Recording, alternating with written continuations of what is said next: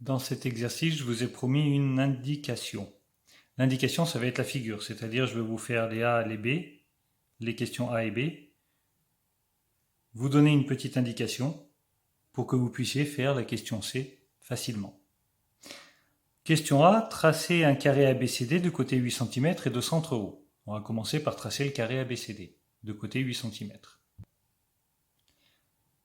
Carré de côté 8 cm qui s'appelle ABCD, donc je vais noter un sommet A, un sommet B.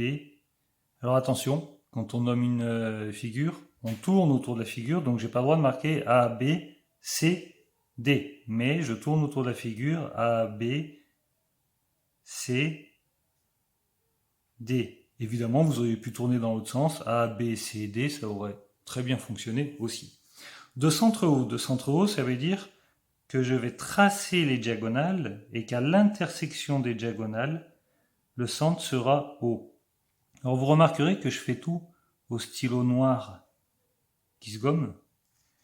Vous, sur votre cahier, vous devez le faire au crayon de papier, surtout pas au stylo noir comme moi. Si j'utilise le stylo noir, c'est uniquement pour que ça puisse se voir sur la vidéo.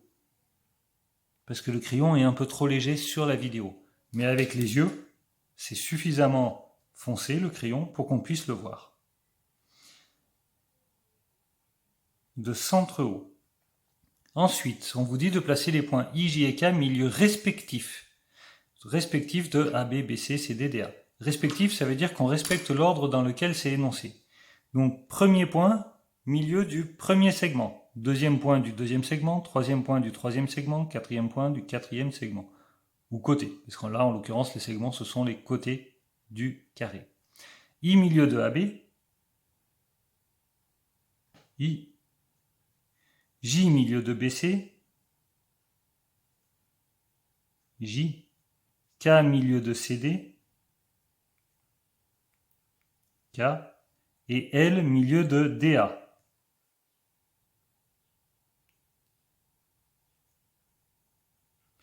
Et maintenant, je vous donne une dernière astuce avant de continuer. Si on veut trouver le milieu, par exemple, de OB, pour trouver le milieu de OB, soit je mesure et je divise par 2, mais c'est pas facile parce que là, par exemple, j'ai 5,6 à peu près. Soit, une super astuce, dans un triangle, en fait, si je relie les milieux de deux côtés, ici, ça va passer par le milieu de OB. Alors, je vais vous expliquer un petit peu plus ce que je viens de dire. Ça utilise deux propriétés que vous verrez en quatrième sur les théorèmes des milieux. Mais je vais vous les énoncer pour ceux que ça intéresse. Après, vous n'avez plus besoin de ce que je vais vous dire là pour continuer la figure. Mais c'est juste pour aller un petit peu plus loin pour ceux que ça intéresse. Dans le triangle ABC, j'ai relié les milieux de deux côtés, AB et BC. Donc ça veut dire que IJ est parallèle à AC. Ça, c'est la première propriété des milieux que vous verrez en quatrième. Si une droite relie les milieux de deux côtés dans un triangle, alors elle est parallèle au troisième côté. Une autre propriété me dit, dans un triangle, là, donc je vais me placer par exemple dans ce triangle-là. Attendez, j'essaie de cacher un peu. Là, je viens de démontrer que ça, c'était parallèle à O. C'est le point O ici. Dans ce triangle AOB, si une droite est parallèle à un côté et passe par le milieu du deuxième côté, ce qui est le cas ici, elle est parallèle à AO et elle passe par le milieu de AB, alors elle passe par le milieu du troisième côté. Donc ce point-là, c'est le milieu de OB. Je vous laisse continuer le petit C.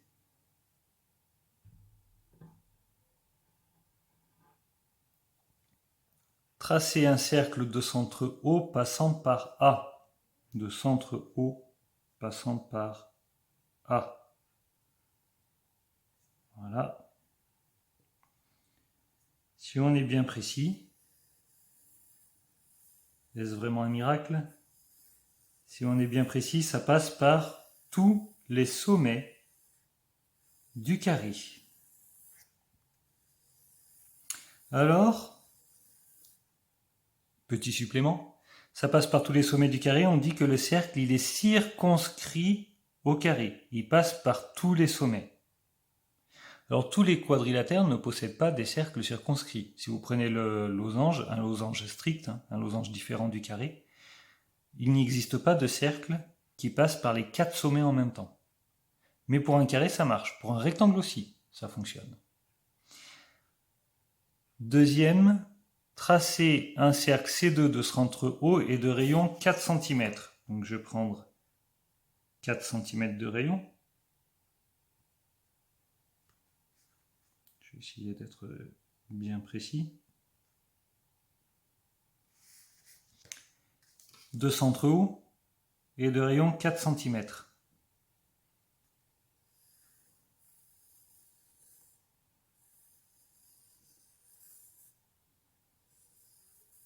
Ah. Alors là, je me retrouve avec un cercle. Je me retrouve avec un cercle qui touche, qui est à l'intérieur du carré et qui touche chaque côté du carré sans jamais traverser. Ce cercle, on appelle ça un cercle inscrit dans le carré. Si vous prenez un rectangle, le rectangle ne possède pas de cercle inscrit. Si vous prenez un rectangle, un cercle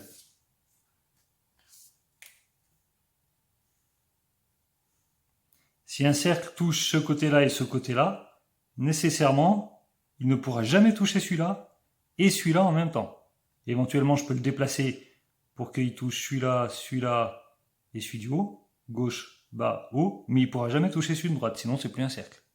Donc un rectangle strict, un rectangle différent d'un carré, n'aura pas de cercle inscrit.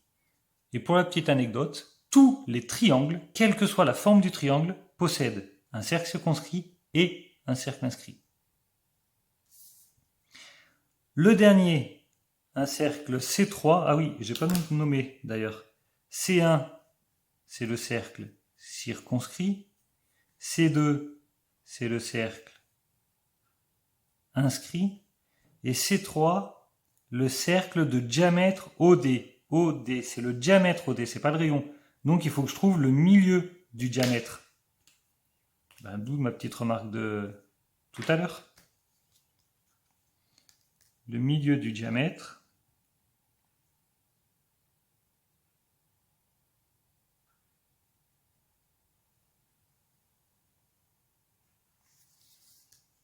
C'est ce point-là.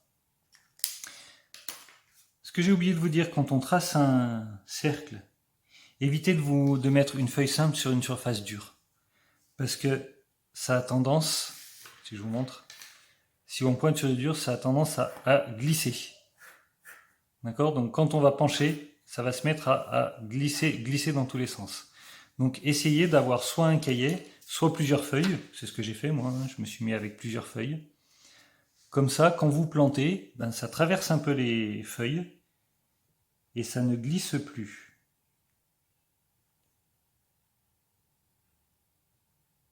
Donc de centre ce point-là, passant par le point D. Je vérifie que ça passe aussi par le point O.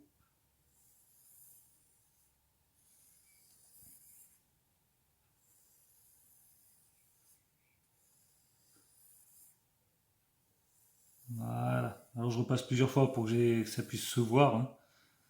Parce que, comme je vous avais dit, les coups de crayon, c'est assez pâle à la vidéo.